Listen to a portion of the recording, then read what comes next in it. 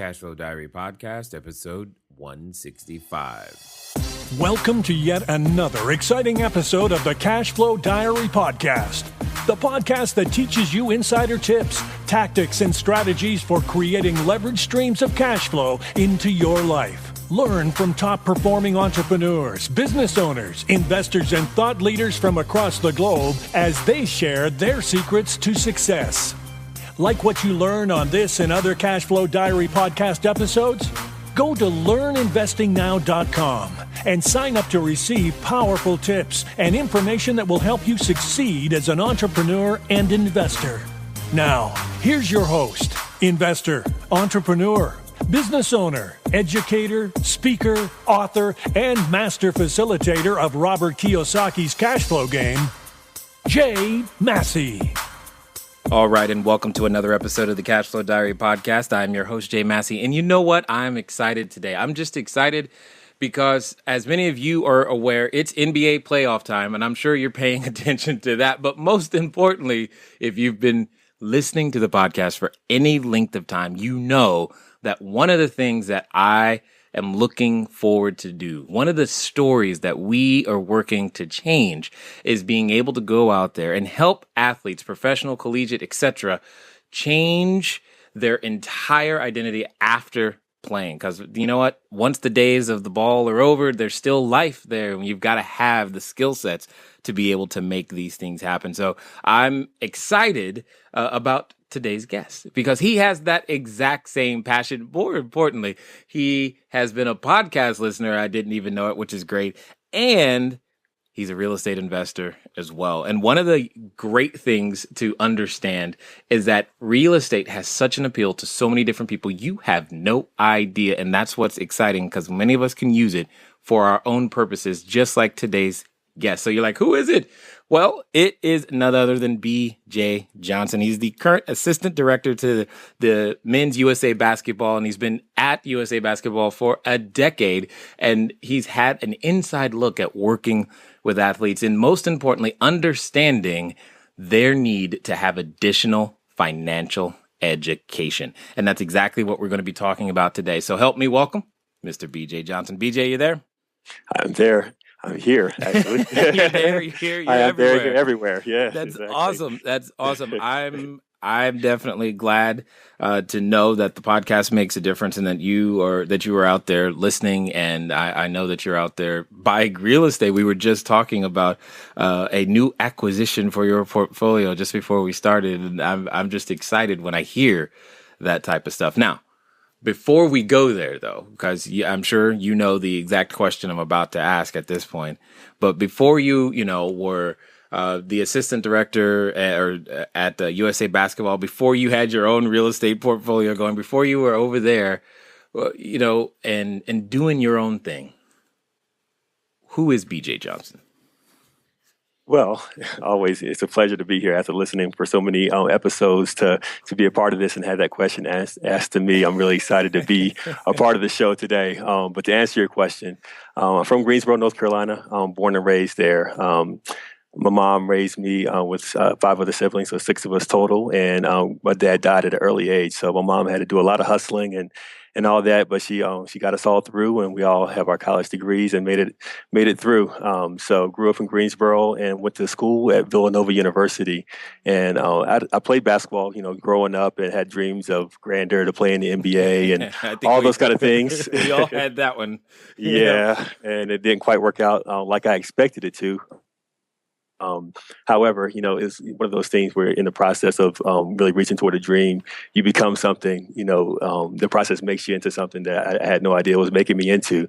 So by going through that process, I didn't get a scholarship coming out of high school, which I wanted to, but I was able to get into Villanova University. And I ended up trying to walk on there. So I got cut my first year. The second year, I was ready to go, and they canceled tryouts. So I was like, I'm going to try out. I'm going to try to get this thing to go, reach my goal every year until I make the team. So finally, actually my sophomore year, I ended up being a manager for the women's team. And then my junior year, they invited me to be on the team. So I didn't even have to try out. So I played 2 years at Villanova, and then my last year I needed a fifth year, and they actually gave me a scholarship. So after a long journey, I was able to finally reach my goal, not the way I anticipated originally, but nonetheless, I was able to reach my goal in terms of getting a scholarship at a Division I university and playing there. So completed my career in 2002 at Villanova, and I thought I was going to go overseas to play basketball in China. Chinese was my minor in college, and I wanted to go to learn the language and study over there. So they were starting up a college league in China that I thought, but it fell through at the last minute. And I was kind of stuck in limbo. I got into law school. I was thinking about going to law school as well, but I deferred for a year thinking I was going to go overseas. So being caught in limbo, didn't know exactly what I was going to do for that year. My old youth pastor from Greensboro had moved out to Colorado Springs, and out of the blue, kind of reached out and got in touch with me and wanted to see if I wanted to come out there and check things out. So not having anything else to do at the time, I decided to go and check it out. And, I helped him out for their outreach ministry for about a few months, and then ended up working at Lockheed Martin as a software engineer. And then, when I realized that USA Basketball was in Colorado Springs, I didn't know that at first. Then I remember my current boss had come to talk to our team one time. So reached out to him when I found it out. And then a couple of years later, they had a position open up there. So I applied, and kind of rest is history. So I've been 10 years here at USA Basketball, and I've had a chance to do some incredible things, going to 2 Olympics, work with some of the best players and coaches in the game, traveling around the world. So it's been a dream come true. So looking back to when I first started playing basketball, I might not have written this path for myself, but, in the process, by going through and not giving up, my life has been incredible beyond what I could ever imagine or thought of originally. Yeah, yes, I love that a lot. I mean, well, to be honest, I'm kind of envious. I want to go to the Olympics. I still haven't been, and you've been twice. I'm like, awesome. I think that's great personally. So that's really amazing. And there's this story. I see this thread of perseverance. You got cut. Then you're the manager for the women's team. That's definitely. I'm sure that was not on your list anywhere. No. You're like, no, that's not it. But I'm wondering, in your lessons that you've learned to get this far, and the lessons that you've learned as a player, and making those things happen, I also know that at some point in this story, you began to purchase some real estate, and I'm curious if any of those lessons that you've learned through that have helped you be able to begin your own real estate portfolio, and if so, what lessons were they?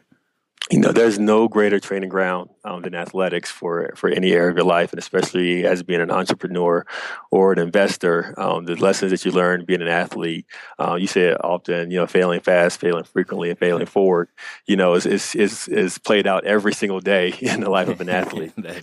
So having those lessons, and there are a lot of long days where, am I ever going to reach my goal? And for me, a lot of my stuff was, since I didn't have my father there in the house, I was self-taught, so I had to figure it out and learn and watch videos and things like that to kind of help me with my game. And it's the same thing now that I do have some great mentors, with me. But, at the end of the day, you still got to, kind of put in the work by yourself. So, all the training, all the financial education, from playing the cash flow game to listening to podcasts to reading to all those things there, it's the same process in a way to go through and educate yourself and give yourself the best chance of success. So yeah, all the lessons that I learned, on the playing court, has definitely translated over to me, applying these lessons to real estate. And I'm just getting started. We currently have 3 single family houses, in North Carolina, and we're in the process of closing on a 4-plex next week.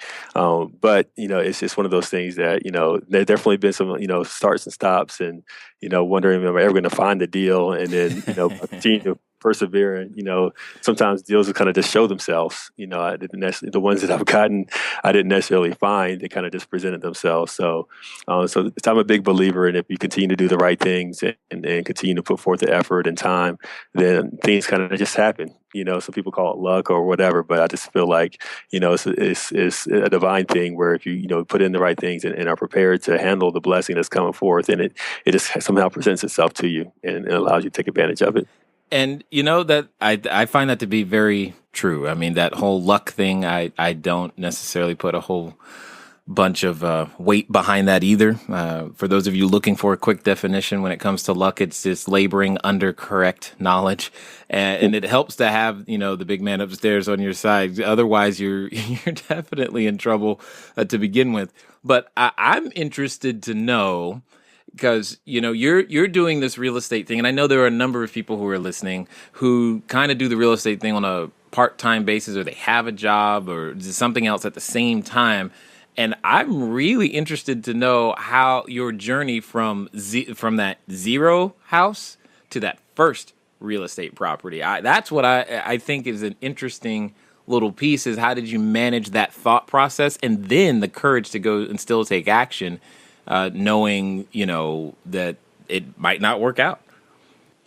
Yeah, so my journey is a little different or interesting. So my first house kind of happened upon it. We got into a little bit of trouble financially with my mom, and she needed me to help out with the house. So it kind of made sense for me to take over the house in my name. So that was the first deal. I didn't really know much about the whole process, and kind of just I got the house now, and so we're trying to. Hey, I'm a landlord. Now what? Yeah, exactly. So it's kind of different with having family there. And then I got married, and my wife, she moved from Greensboro to Colorado with me. So we decided to just keep her house and try to rent it out. So that was kind of our introduction to real estate. And then the last one, again, unconventional a little bit. Her grandmother had passed away, and her mom was trying to maintain two houses, and she got into a strait where she was, not able to maintain both. So she needed us to take over. So I'm like, all right, let's try it. So we got the third one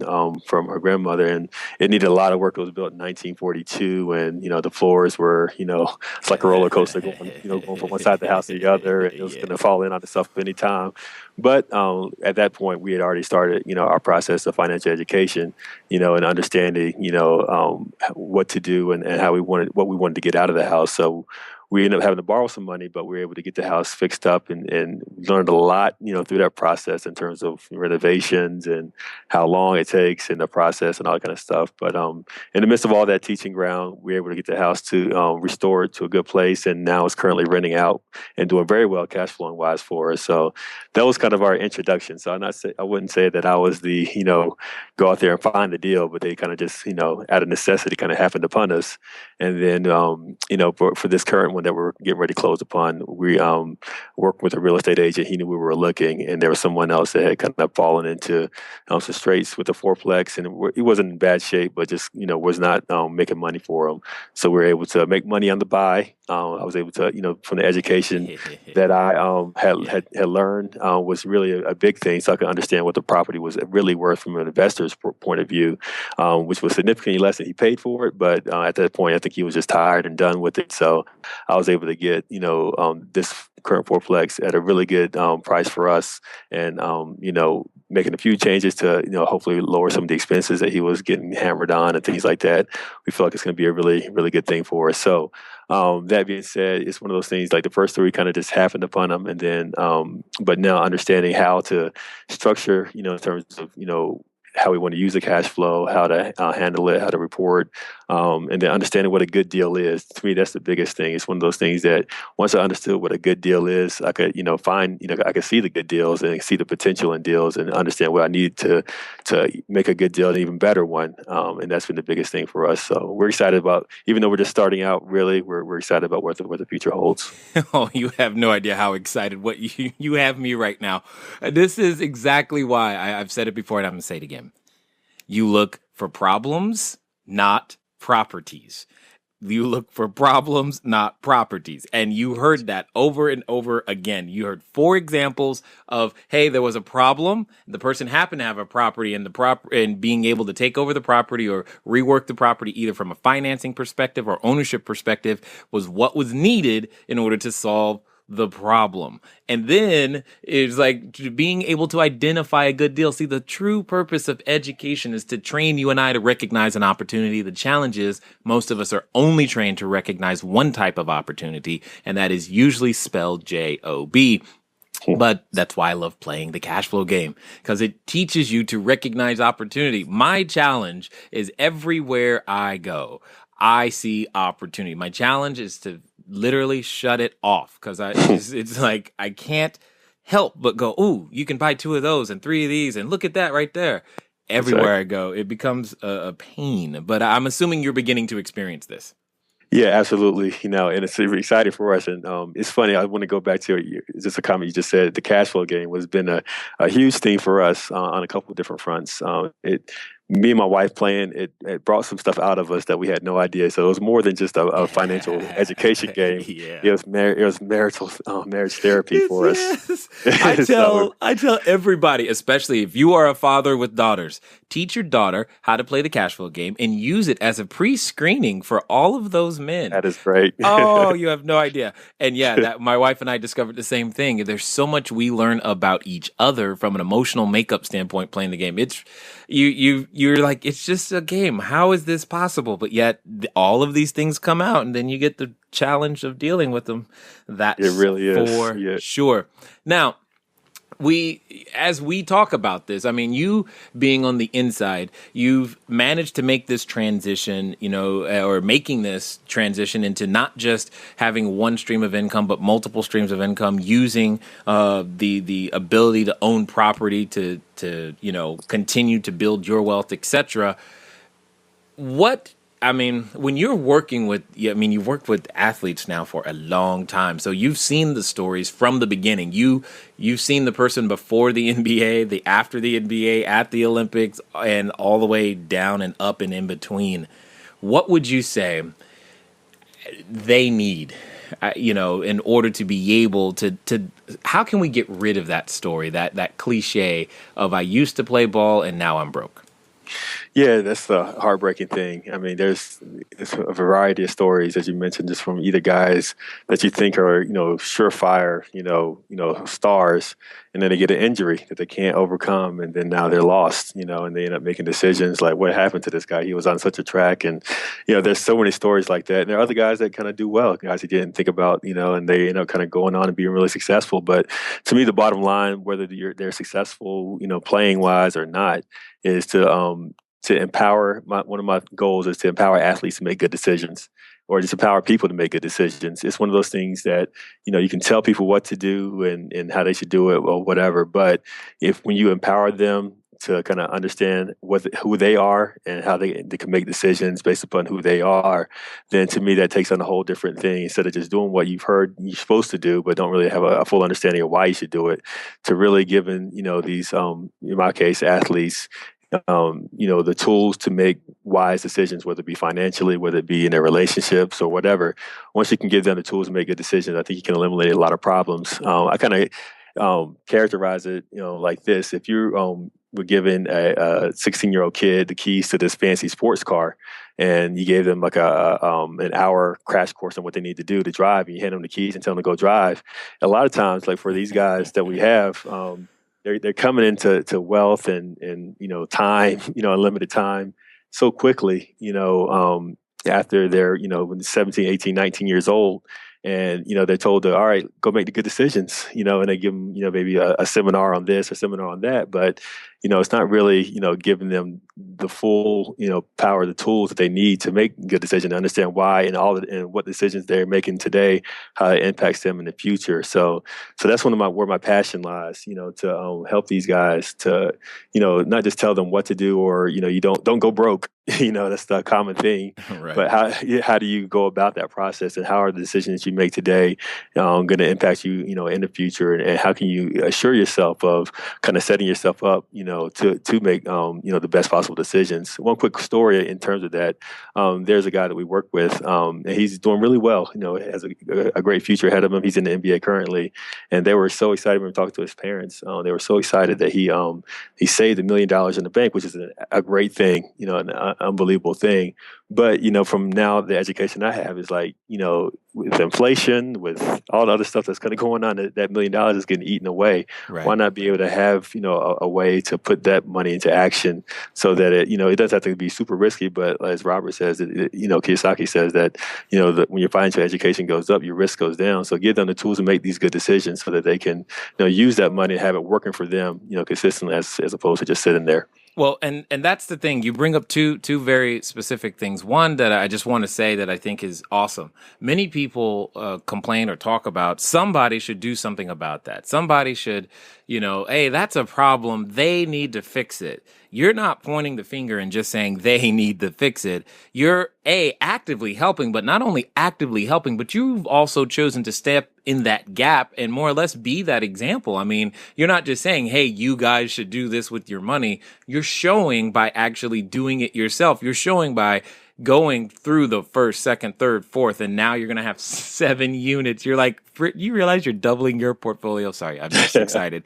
I get excited for these things because I know that transformation and what that feeling feels like. You just like, oh my gosh, this is really happening and it's happening to me. And you're choosing to stand in that gap. And I think that's absolutely incredible. And you also speak to the other point. Many people say to me all the time, and I hear it all the time, Jay, if I just had the money, this and that, and I would have, no problems. And I'm just like, no, you don't understand. Just like you're talking about. Just because you have, $1 million, even if it's sitting liquid in the bank, that doesn't mean you don't have a problem. You brought up inflation. Yeah, that's the silent killer that most people don't see. And at the same time, you have this need. Everyone has this need to go from piles of cash to streams of cash, and very few of us know how to do that very thing.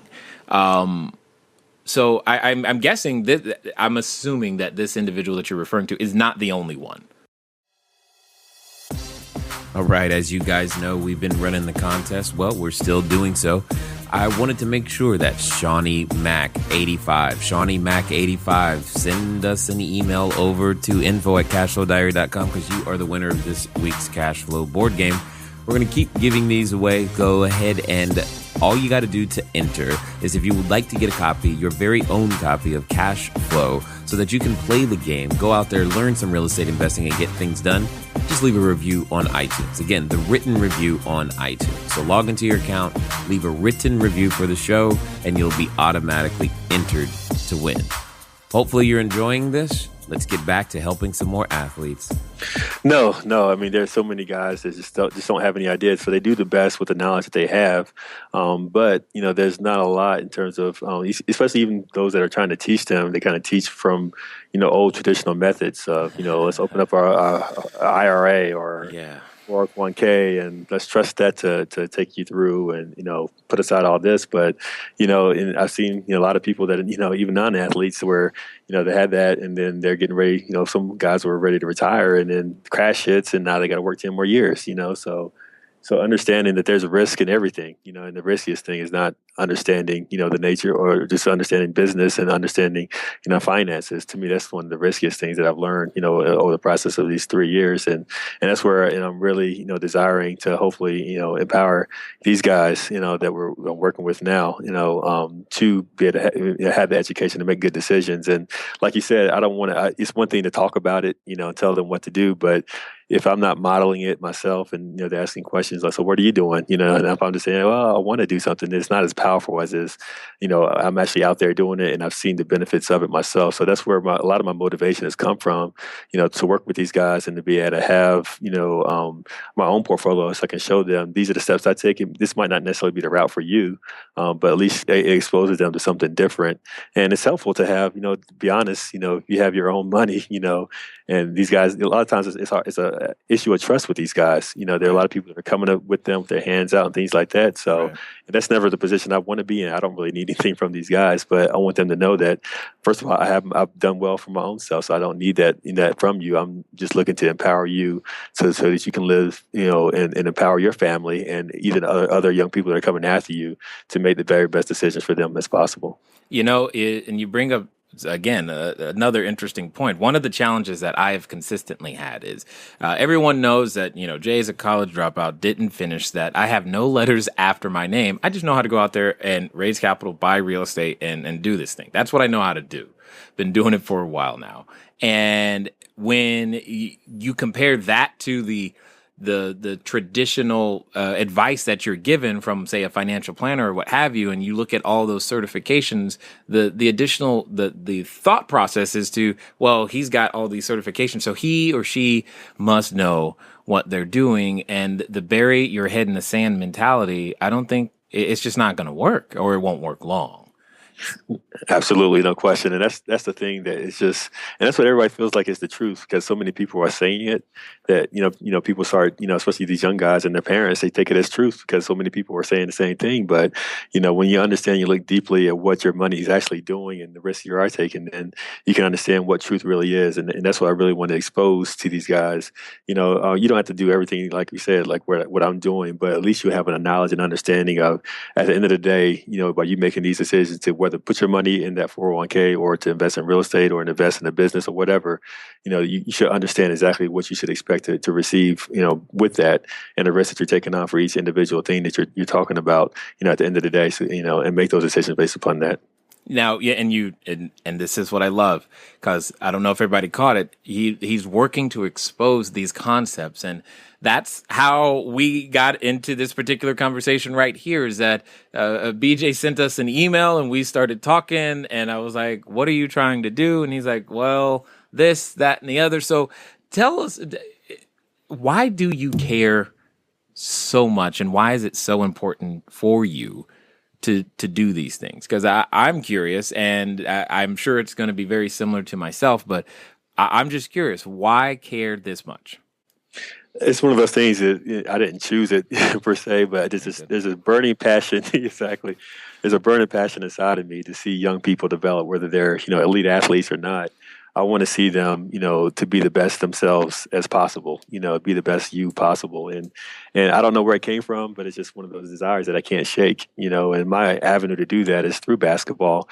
And that's where we, in thinking through how can I help, the guys that I've been currently given, to help them make the best decisions possible. That's why I want to reach out to you, to listen to your podcast and to bring you in to our group to help them kind of, see, all the things that you're doing, as well as learning the principles from the cash flow game and things like that. I think it could be a huge help to our guys, but I just feel like I have a higher calling. I'm a believer in Christ, and that's one of the things I feel like He's put inside of me to empower young people to be the best themselves as possible, and that's what I would desire to do. And any undertaking that I have, whether it be with basketball or without, I'm always going to be doing that because I think that's such a core of who I am.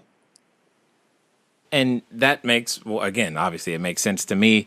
I love the idea because when you said, "Hey, what do you what do you think about helping with the playing the cash flow game and whatnot?" I'm just like, I think it's great. I love to play the game. That is amazing. So why don't you tell everyone a little bit about what we're doing so that they can have an understanding of why, why you and I at least are as excited as we are, because we've played the game before. But tell them a little bit about what we were doing right now. Yeah, so I'm extremely excited, to be having this discussion and to be planning to have you come out to Colorado Springs. So what we have with USA Basketball, everybody knows about the Olympics, which is our probably most high-profile event. But our first age group is under 16. So these are freshmen and sophomores in high school that are just completing the freshman and sophomore year of high school. And then we'll have them in to compete in the under 16 FIBA Americas Championship, which is the Championship of the Americas. We're going to go down to Argentina on June 6th to hopefully win another gold medal down there. But in the midst of this, we bring about 30 athletes out to Colorado Springs to try out for the final 12-man roster that will represent our country down there at that tournament. And in the process of selecting a team, it's one thing. Our biggest thing is to continue to win gold medals and to dominate competition internationally. But in the process, we also want to teach the athletes different things that they might not be getting anywhere else. So we have things like sports psychology that we'll do, and a lot of body mechanics and how to take care of their bodies and eating well. And the one piece that we hadn't really addressed was financial education. And when we recognize how quickly some of these guys are going from the under 16s to the NBA, 4 or 5 years time, there's really not a lot of time, in between, that. So to give them some tools now that they can process over the next 3 or 4 years before they get to that level was became to me a really glaring need that we really need to go about addressing. So that being said, after listening to your podcast, I wanted to swing for the fences. Like, I wonder if Jay will be willing to come out and be a part of our camp and teach these kids, some of the things he's learned. It's just not only that, just the things you learned, but just your story in general of how you've overcome, adversity, to say the least. If you want to say that. But in your life to get to the place where you are now, and having a person of color, would be, a tremendous thing for me. But a lot of these guys that, don't see that often, as much as we should. So I thought, that's why I wanted to reach out to you guys, and I'm very excited that you can come out and be a part of our group and talk to the kids about what you've done and play the game with them. And like I said, we're not trying to, we won't, kind of make them, investors right away, next day. But, the bottom line is that, they will have, we talk about staining their memory, so they'll have an experience that they'll always be able to look back on, and they'll have principles and truths that they'll know are truths, and they can, hopefully whet their appetite to continue to dive in, look more, so that over the, next 3 or 4 years time, that they can continue looking at these things. And then at the time when they do start receiving their first, contract, they can, already be in the process of making decisions that will kind of carry them on to some of the goals that they might have thought about 3 or 4 years prior. Yeah. And I tell you, I've been so excited. It feels like May is all about basketball, because we're doing yet another event with BCI Edge on the 2nd over in LA. And I'm just excited to do. It's like I could just do this cash flow game thing over and over and over again everywhere I go. And it's fun because I've seen previously when we've done these types of things, a lot of the kids end up reaching out either on Facebook or some form of social media, letting me know, hey, these are the decisions that I'm making today because I played the game. And many people just don't understand the impact that one game can have. And it's just amazing because I know it did that for me. It does that for nearly everybody who plays in various different ways. There's something about it that sticks with you no matter where you go. And even if we just change the story of one person, I think it'll be more than worth it. What do you? Yeah, absolutely. And that's one thing that with our guys, by changing just one person, you can have a wide ranging impact on, millions of people, Right. just in terms of their reach. I think about, guys like Tyus Jones, Jaleel Okafor, Justice Winslow. They just won a national championship at Duke, but we had them as freshmen in high school, so. And now they're getting ready to step into the NBA. So, just, having those guys that have such a high profile, by impacting their lives now, you can reach so many young people, even adults, by their story and the type of people that they are just in general. But, by impacting their lives, there's such a huge opportunity to reach, millions of people possibly because of the reach that they have and the visibility that they will have. Yeah, I'm looking forward. I'm definitely looking forward to it myself. I'm over the moon excited about it. I haven't made it to the Olympics yet, but maybe I'll have something with USA basketball on it by the time I get back. Exactly. I think we can make that happen. Because that's definitely fun. So that's good. So let me ask this question. If someone right now, maybe they're playing, maybe they're an ex-professional or professional listening right now, from the work that you've done, what are some of the, I guess, top 3 mistakes that you've seen professionals make that they could still do or possibly prevent themselves from doing so that they could have a shot after the playing days are over? One of the things is, first of all, the education part of it. I heard some great advice from one of our trainers. I asked him, what would you tell young guys getting into the league right away? And he said, start planning, what you want to do afterwards at your first day. So having a long range view and not just living for the moment. Sometimes it's easy when you're, having a lot of money or you're young, you feel like you have enough time, that you kind of get, you don't have the long range view that you should. So one piece of advice is to look long range, not just for the short term, but, how the decisions you make, the connections you make. There's a lot of great opportunities to make connections, whether it be if you're playing professional or just in everyday lives, but you never know that how powerful one connection could be, in your life. So to have a long range view and to value, relationships, but also one thing that it trips up a lot of guys, especially professionals, is the ability to say no. And that's one of the hardest things. I'm still trying to learn that myself at times. But there are a lot of people that will come to you with stuff. And the hardest part are those that are closest to you. So your family members and people like that, when you don't have boundaries and they feel like you're kind of like an ATM machine now that you have all this money available to you, not having those boundaries and not, kind of processing what you would do in certain situations can really trip a lot of people up. I know one player, that was supporting 50 people, and did you say 50? I just want to make sure I heard 50 plus actually. So, wow. So understand that now he's struggling a little bit financially, go figure, but it's just things that, there are a lot of these guys that, they get put in these positions and they don't want to say no. They don't want to be called a sellout. They don't want to be called, that you forgot about us, kind of thing. And people end up taking advantage of that. So that's one of the hardest things I think that a lot of guys fall into is that you try to take care of everybody and they have a lot of these guys have such good hearts. Sometimes they get portrayed in the media as just being these arrogant, people, but a lot of these guys have big hearts and want to help their families out. But, there comes to, you have to have certain boundaries so that you can, be in a position to help yourself out, in the future. And not have that well run dry. So getting the financial education, having a long range view of life and not just living for the moment, and then having boundaries set up to protect yourself as well as others. Going back to the car example, a lot of times if you gave that kid a car, that he can, without the proper training, he can be a danger to himself as well as a danger to other people out there if he doesn't know how to drive.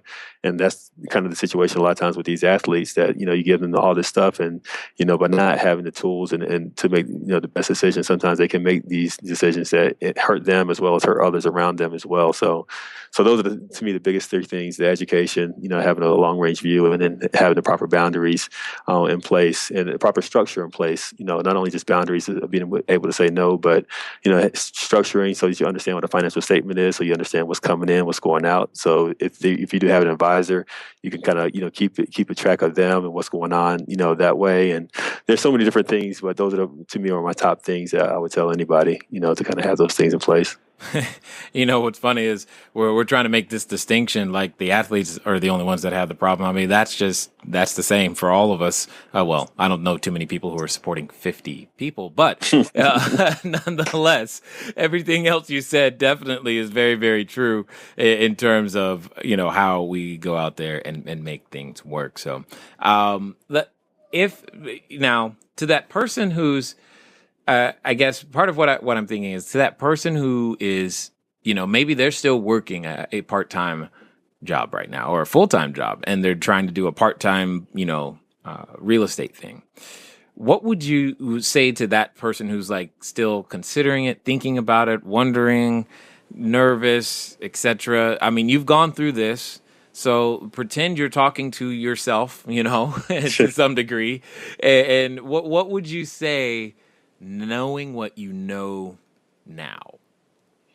I think the most important thing, like I said, the education, I really understood that as being the most important thing. So finding great resources, whether it be through, Cashflow Diary, there are a wide variety of really good resources, Robert Kiyosaki, Rich Dad stuff, and Bigger Pocket, all those different, there's a lot of really good resources out there. So, educating yourself on those things to me, are the most important so that when, opportunities come, you can recognize a good opportunity, when you see it, is the biggest thing. And the second thing that's really, really hit me hard recently, and I think it's started to help me prepare for the future is I had a great example that was given to me was if you were going to someone and you need to get some water and you need to bring water back to your family or your group, one person went with their hands cupped and asked them to pour the water in there. And by the time, when they got the water in their hands and by the time they got back to their people, they didn't really have much in there because the water had kind of gone through their fingers. The next person had a bucket So they were able to pour the water in the bucket, and they were able to transport, the water back to the people when everybody was able to get something to drink. So that example taught me was, to have this proper structure set up, especially for our real estate business. So we need an LLC. We need the proper protections that way. We need to, understand what a good deal is. We have, all of our accounting set up properly, build our team, which I'm pretty much saying, have all those things in place, whether it be your tax advisor and, having all the things structurally set up so that you can run an efficient and good business. That way you're not spending so much time, and it's not as stressful because things are already prepared and set up in the proper structure. And that way you can kind of let it automate itself. You can check on it and kind of continue to monitor it, but you're not trying to plug holes, constantly, which could be the stressful part of it. So that's where I'm still in the process of learning more of that. And, like I said, I'm in the beginning stages. But, that's to me has been the biggest thing, having, the structure, the business structurally sound and set up in a way that it can hold a blessing, and, that way, even though I'm still working full time and this is our crazy season and we're working, 80, 90-hour weeks at times, then I feel like this can still be a viable option for us where, property management is in place so I don't have to worry about, getting these crazy calls or at the middle of the night. All those kind of things there, having things set up properly, so that you can kind of have peace of mind and know that things can run themselves, well. Yeah, totally understood. I get it. Well, if you're out there working 80 or 90 hours a week right now, I don't want to take up much more of your time. I do want to say that I am extremely excited, looking forward to going to Colorado to catch up with you and see whose life we can plant some seeds in and hopefully influence in various different ways. And I definitely want to say thank you for taking the time to invest here with the Cashflow Diary audience. No, thank you. If I can add one last comment about that for those that, it is possible. Sometimes you feel like you're so busy and those that have kids at home is, you don't want to risk anything because of the kids. And there's so many, there are so many reasons not to invest. But to me, the reasons to invest far outweigh those reasons, and to find the extra hours, if you have to sacrifice a little bit of sleep or whatever, it's well worth your time. I'm looking at what it's doing. We're in the beginning stages, but it's really changing me and my wife's lives. It's giving us options that we didn't even know about before. And it is possible. It really is possible. Even at our busiest time, I recognize there's always time to make time for what you want to do, and it really is possible. So I'd encourage those that are really busy and stressed about it, not sure if they can do it. If anybody can do it, if I'm doing it right now, then you definitely absolutely can do it. So I just want to offer that encouragement. Awesome. That's great. I mean, hey, 90 hours a week doesn't stop him. So it shouldn't stop you either. So that's good. Again, I thank you for taking the time to share with us your thoughts, and I'm looking forward to catching up with you soon. Sounds great. Thanks for having me, Jay.